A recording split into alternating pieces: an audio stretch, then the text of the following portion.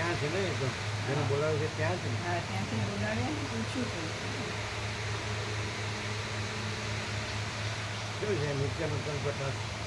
એટલે આજે જે એમ કે મત પણ સંપ્રદાય શાસ્ત્ર ગુરુ તા હું ભ્રાંતિ અહમ ભ્રાંતિ શબ્દ વિચારવાની ભ્રાંતિથી પરમાત્માને પ્રકાશવા જાય. જ્યારે અહીંયા પરમાત્મા પોતે પોતામાં પોતાથી પોતાને જ પ્રકાશ છે, સ્વયં પ્રકાશ પરમાત્મા.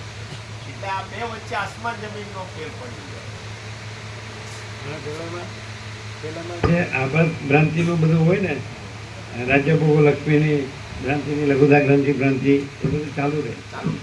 પછી અહમણવાસના ભ્રાંતિની ગુલામીમાં સુખ ભ્રાંતિ અને અહમણવાસના ભ્રાંતિની ગુલામીમાં સુખ ભ્રાંતિ ચાલુ રહે. અને જીવ જગત ભ્રાંતિ દ્રષ્ટા દ્રશ્ય ભ્રાંતિ એ બધું ચાલુ રહે. પછી સ્ત્રી પુરુષ ભ્રાંતિ ચાલુ રહે.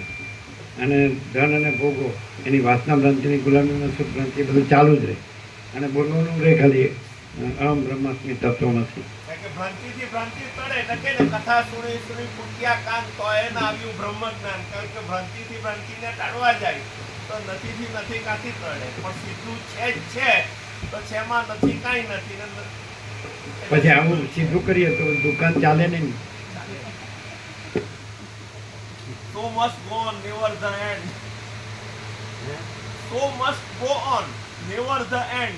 વારો ખેલ ચાલ્યા રાખે પછી શાંતિ નો થાય, શાંતિ નો થાય. અને સહજ પરમ શાંતિ. કારણ કે છે જ અનંતપૂર્ણ પરમ ચિદાગત પરમ શાંતિ છે જ. મહાચિદાગત પરમ કૈવલ્ય પરમ શાંતિ છે, ભ્રાંતિ છે જ નહીં. પરબ્રહ્મ પરમ શાંતિ સહાનુભૂતિ તત્વસાર છે જ, ભ્રાંતિ છે જ નહીં. અહમ છે જ નહીં, જગત છે જ નહીં. પેલામાં અશાંતિ શાંતિનું વ્યાખ્યાન કરે. હવે પછી અશાંતિને કાથી શાંતિ થાય? કારણ કે પોતે અશાંતિ તો પાક્કી રહી. અને આપણે ભ્રાંતિ સાપેક્ષ પણ સમજવું હોય તો સમજાય કે જન્મ પહેલાં ક્યાં કાંઈ હતું, મરી ગયા પછી ક્યાં કાંઈ છે, તો અત્યારે કાંઈ નથી. પૂર્વ પરથી જાણીએ તોય ખબર પડે. અને જન્મનો તો થયો તો પણ મહાચિદાગત સ્વયં પ્રકાશ સંપૂર્ણ પ્રકાશ છે. અને મરી ગયા તો પણ મહાચિદાગત સ્વયં પ્રકાશ સંપૂર્ણ પ્રકાશ છે. તો અત્યારે પણ હું વગર ને જગત વગર મહાચિદાગત સ્વયં પ્રકાશ સંપૂર્ણ પ્રકાશ છે. પૂર્વ પરથી બી જાણી શકો એવું